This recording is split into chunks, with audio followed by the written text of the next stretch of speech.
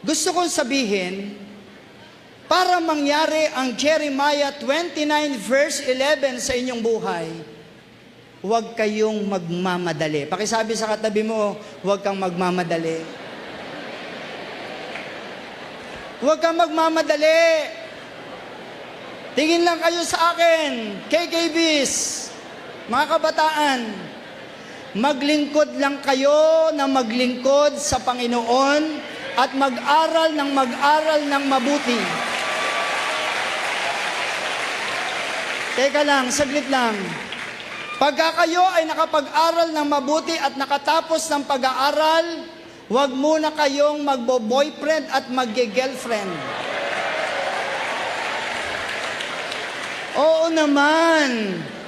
Pinag-aaral kayo ng inyong mga magulang, ipatikman nyo naman ng sweldo ninyo si nanay at si tatay. Eto pa, gusto ko lang sabihin sa inyo bakit sinasabi ko sa inyong huwag kayong magmamadali sapagkat hindi pa pinapanganak ang inyong, teka lang, saglit lang.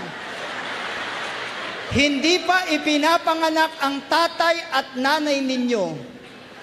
Kung ikaw ay babae, may nakahanda na ang Diyos na lalaki para sa iyo. Kung ikaw naman ay lalaki, may nakahanda na ang Diyos na babae para sa iyo. At kung ikaw man ay nabigo, huwag ka nang malungkot dahil may mas magandang nakalaan ng Diyos para sa iyo. Uulitin ko nga po, nakaukit sa mga kamay, sa palad ng Panginoon, ang mga pangalan natin. Walang nilikha ang Panginoon na malas na tao. Tayo ay mga matatagumpay.